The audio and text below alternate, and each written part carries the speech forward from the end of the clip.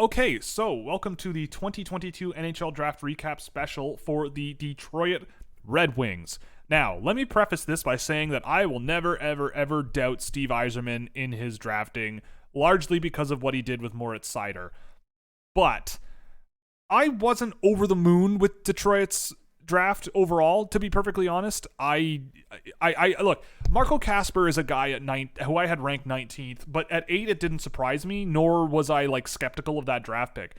I mean, I like Marco Casper. I think as a 200-foot guy who can play center or the wing, he's got a really good shot, really physical player, and I think he's a really smart positional player as well. Very much of that sort of Yuri Kulich sort of level of player, I think, in a lot of ways. And I mean, is there room to grow for Casper? Absolutely. I think that he's a good straight line player, but agility and sort of moving laterally to problem solve and use skill, his skill level in general, I just felt wasn't particularly great. But as a sort of distributor off the boards, an open ice shooter, and a physical force at both ends of the ice, I think there's a lot to like with Marco Casper. And again, in this draft, once you got past David Jiricek at 6, I think that you could have drafted any number of, I'd say, 20 guys, and it would have made sense to me. And Marco Casper is part of that group. So, I think Detroit gets a lot of headroom to work with him. It's impossible to ignore their connection to Rögle now. They've drafted Moritz Seider and sent him there. They drafted William Wallinder and sent him there. And now they've got Marco Casper, who's already playing there. So the connection is strong. They clearly trust that program. I think he'll be just fine. I don't know about huge NHL upside, but he's a good player. And I think at 8, it's not exactly the player I would have gone for, but if his name came up and people were really passionate about it, I could see it happening for sure. At 40, they drafted Dylan James, and I tracked Dylan James. He was one of the last players I started tracking towards the end of the year. I see the appeal. 40 is really high, but I see the appeal. I think he's, a pretty good puck distributor offensively. Kind of reminds me of a similar player to Adam Ingram a little bit. Not the highest pace guy, decent skill, decent amount of physical intensity going both ways. Works hard as well, a really hard worker around the ice. So if you can sort of build around that, then I think you could get something out of Dylan James. But 40 might have been a bit of a reach for me, considering who else was on the board. Dmitry Buchelnikov at 52 was personally mystifying. I watched Buchelnikov and tracked a couple of games of him last year, and I saw a small and skilled player that didn't really have the escape speed or the physical resiliency or the consistent creativity to really make it work over long periods. But the skill is good enough to produce at the MHL level, I think. And clearly it was. I mean, he did produce extremely well for a good team in the MHL. But again, he was the first re-entry player off the board, if I'm not mistaken, and that I never in a million years would have thought. And I also never would have thought that he ended up in Detroit. They drafted a guy like Kirill Chutiayev late in the draft and years prior, and he's come along relatively nicely. I just, with Buchelnikov, wasn't really blown away with his game to the point where I'm going, this guy's a top 60 pick. Some of the guys that went pretty much immediately after this, I felt were much closer to what I would think were Red Wings style picks. But look, if they like Buchelnikov, they like Buchelnikov. He's a fine player for his level in the MHL. I just will be very curious to see what happens when he goes beyond junior level hockey. At 105, they took Anton Johansson, and I was really pleasantly surprised to see Johansson get picked.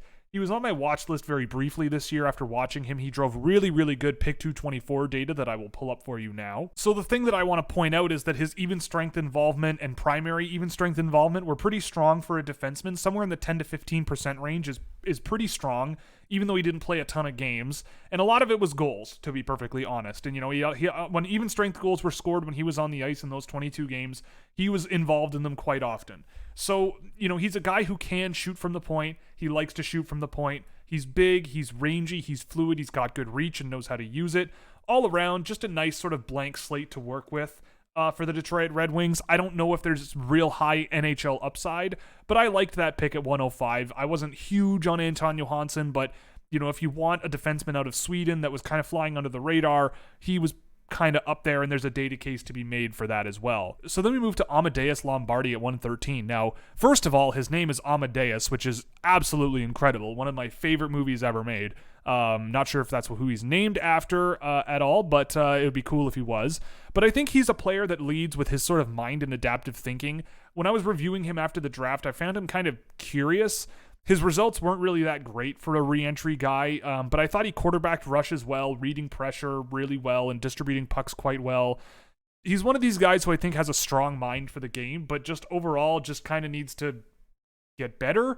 I think it's a low-risk pick in this range, though, and I totally understand why teams might bet on a guy that might lag a bit in the talent department, but know how to read the game really well, and that's Amadeus Lombardi. I was a little skeptical of Detroit's draft this year, and I look at a guy like Amadeus Lombardi as a re-entry even, and I'm going, okay, maybe, but I don't know what's there. So, I don't know. It can't really be too upset about 113th overall, but I wasn't really blown away with Lombardi. But Maximilian Kilpinen going 129 to the Detroit Red Wings.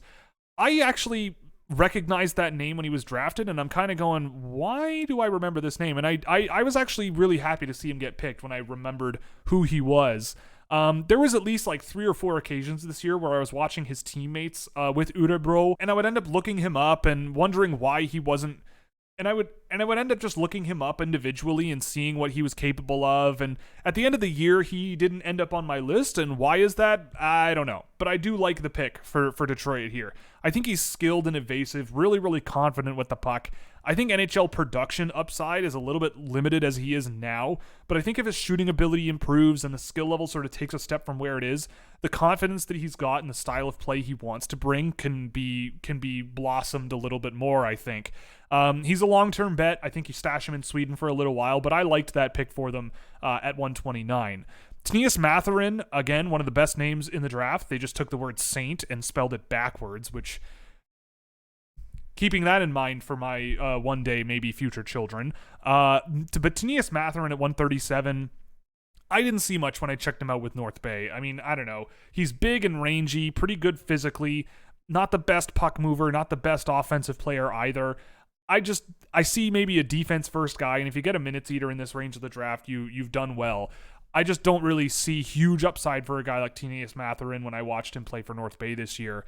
And the same thing I think can be said about Owen Mellenbacher with Muskegon this year.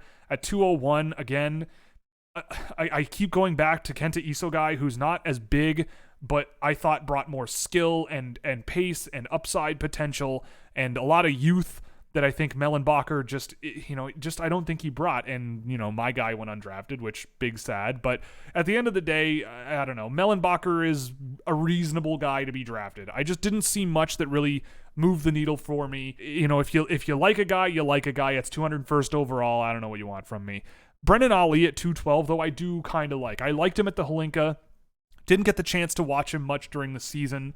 I think he's similar to kind of like a Maximilian Kilpinen, where the style of play he wants to play isn't quite in line with his overall talent level right now. Could it get there? Absolutely. I like Brendan Ali. I think you stash him in the U.S. for a while, send him to college and see what happens. I thought that, he's a skill guy, but I didn't see a ton of really high-end stuff out of him, high pace, high evasiveness. It wasn't really there, but at the prep school level, he didn't also shoot the lights out, but it worked well enough, it seems. But at the Holinka, I did think he was one of the better players on the U.S. team there. And at 212, I mean, maybe I would have gone for a Cole Knubel or something if you wanted a guy like that from the States that you have a bit of a runway with, but Ali is a perfectly fine pick too. So Detroit, look, I'm not going to doubt Steve Yzerman. I'm not going to poo-poo his draft picks, but I just still felt like there was some lost value here for Detroit. I like the Marco Casper pick, but I'm giving them a 2D. They're sitting towards the bottom of the leaderboard so far. We'll put them. It's hard. I think it's a toss-up between them and Pittsburgh. We'll go with higher than Pittsburgh because they had more picks. I think there could be something with Dylan James and maybe Anton Johansson. I like Kilpinen. Maybe you get a minutes eater out of Tinius Matherin. I don't think I like their picks as much as Vegas with Sapovalov and Gustafsson in the late second, early third round kind of range. And I still think that Ottawa, for a team that started drafting at 64, might be pulling, like, they might pull similar value outside of Marco Casper, and so we'll see what happens with that. But I feel like Detroit did okay. In my world, maybe could have done a little better, but I will not doubt Steve Yzerman and his band of merry men and women. So that's going to be it for this one. So thank you very much for watching. Tomorrow, we get to the big one. The Montreal Canadiens are tomorrow, so stay tuned for that. Thank you very much for watching, and I'm sure the discussion around the Montreal Canadiens will be perfectly reasonable in the comments, so we'll see you there.